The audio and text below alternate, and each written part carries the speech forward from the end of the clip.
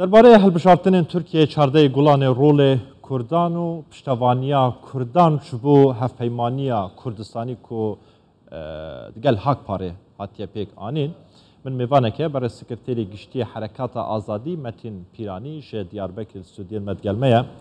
Berê Pîranî êvarbaş tu bixêratî ji bo Kurdistan 24 destpêkî em behez bikin piştevaniya Kurdan ji bo Kurdan wê çi bandoriya xwe li ser هەڵبژارتنان دروست بکە di sibê rojê de.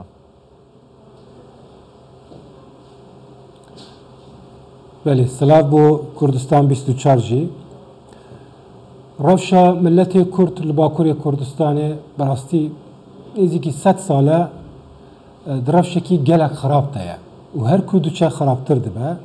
Kesên siyasetmedar û rewşenbîr, ronaqbîr û hunermend jî dixwazin kêşeya milletê me çareser bikin, her çend alozî bibe jî. Wekî hûn zanin bu çend sala layanê siyasî Kurdistan dixwazin yekîtiyekî, hevkariyekî, eniyekî Kurdî amade bikin. Bes hetanî niha encamekî berbiçav xuya nake û bi dest nexistiye. Lê di navbera Hereketa Azadî û Hakparê de bu çend sala yekîtiyekî hevbeş û xebatên hevbeş û bova avayekî serkeftî bi hev re tê meşandin.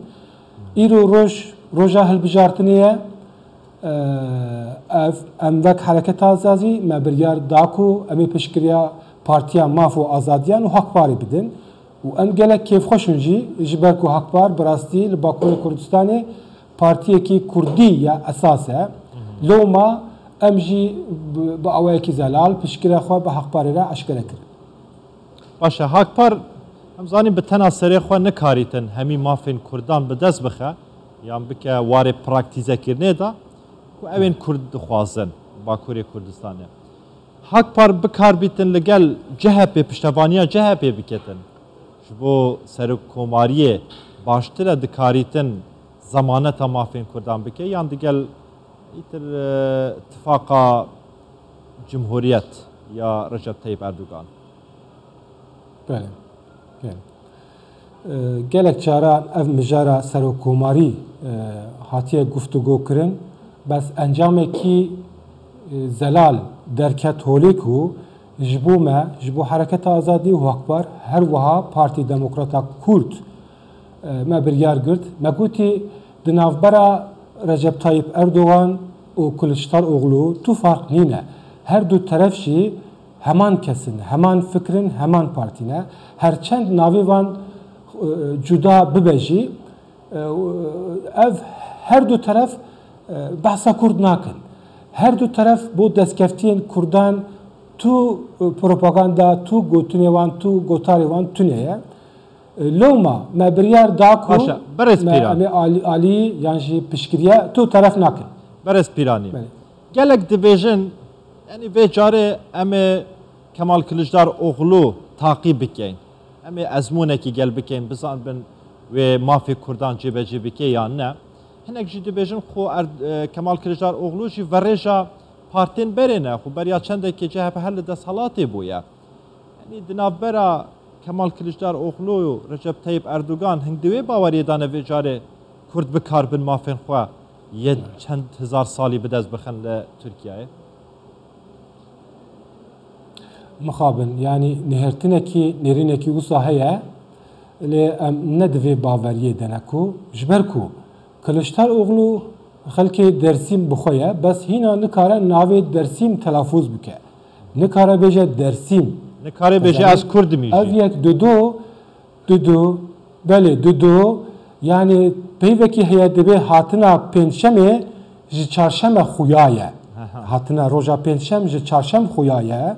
Ev diyara ku pênçem vere. CHP yani Partî Kılıçdaroğlu damezrênerê dewleta Tirk e.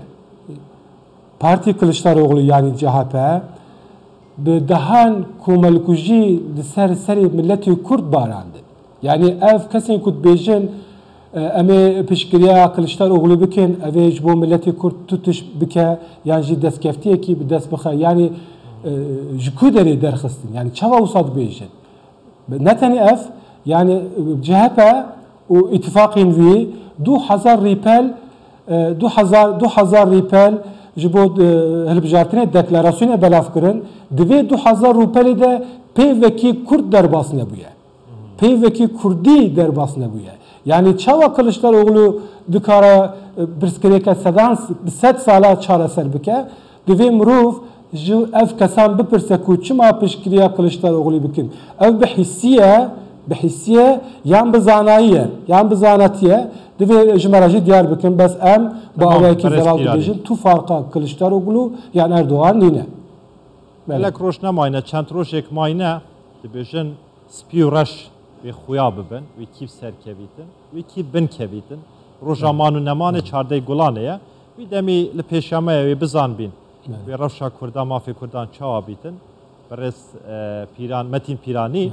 serokê Hereketa Azadî li Bakurê Kurdistanê Tirkiye diyar nabû gelekî spas